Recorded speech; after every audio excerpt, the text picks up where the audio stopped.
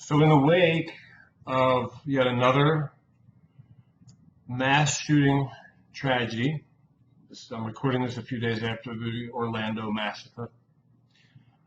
Um, I feel compelled to make a short blog post on something that I talk about all the time when I'm doing seminars or workshops or speeches. Uh, I'm always mentioning that it's literally disturbing to me that emotional mastery isn't fundamental curriculum woven into the fabric of grade school experience, of high school experience, of college experience. There should be fundamental curriculum. Every human on earth should be introduced to the actual practical disciplines of how to strengthen the way that you use your mind, specifically how to master your emotions. I've got a chart back there that says emotional mastery up equals violence down. That could never not be true. You know, I read in a book by Don Miguel Ruiz. The book is entitled The Mastery of Love, which I highly recommend. He's also the author of The Four Agreements. He talks about the fact that nobody ever really wants to hurt anybody. We never fundamentally really want to hurt anybody else, but the only reason we do is because of our own unhealed hurt. You know, and if we had been trained since early youth how to practice interpreting reality in a masterful way, then we would be able to control our emotions in a way that wouldn't have us want to harm other people.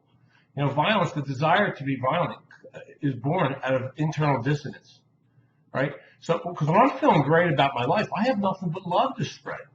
You know, when I'm feeling good about myself, who I am, how I am, what I got going on in my world, right, which all comes back to mental mastery, I got nothing but love to spread. I got nothing but compassion, support, assistance, creativity, offerings. I don't want to hurt people. I don't want to take stuff from people. I sure as hell don't want to kill them. So this is a plea for me to you and to everyone to do something. To start with yourself. To deepen. If you have a practice that involves mental toughness training, deepen it. If you don't, get one. If you don't know where to start, here's a suggestion. Stop complaining. It's a great way to start training if you haven't done any, or even if you are training your mind, if you're engaged in that kind of thing, personal development, mental toughness training. I use those terms exchangeably. Heightening of consciousness, all that, the same stuff. They're synonyms. But eliminate complaining. I know a lot of people, my life is profoundly different. I have not eliminated, but I am eliminating complaining. That doesn't happen overnight, and we don't need it to. But my life is tremendously more powerful, and I am tremendously happier as a human and more successful by virtue of practicing diligently every day, all day, upgrading my low-grade interpretations of reality into high-grade interpretations that are, surrounded with gratitude, emotions or states of gratitude, enthusiasm, and and determination and focus, and all the states that define successful people.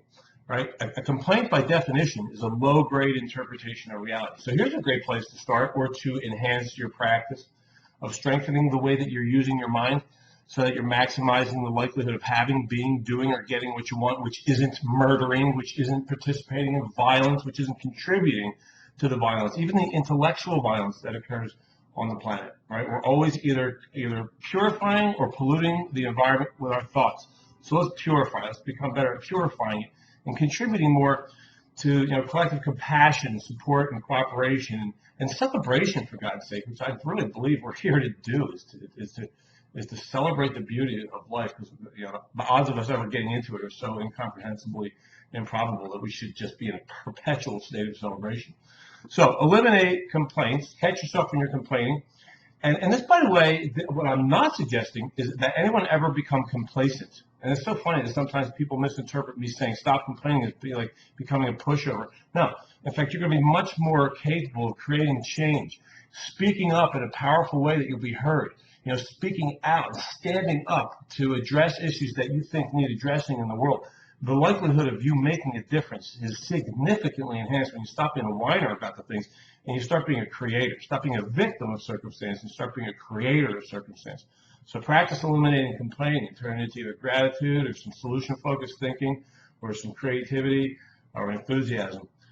and spread that and encourage the people around you to do the same thing. Like, see if you can have your whole family just be a family that doesn't do complaining. Wouldn't that be powerful as hell, right?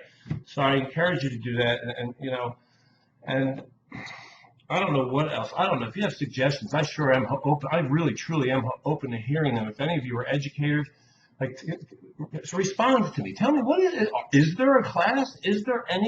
Are there any courses, classes, grade school that exist that are teaching children practically how to elevate their state, how to turn sadness or anxiety or intimidation into confidence, right? How to turn frustration into creativity or into enthusiasm or gratitude.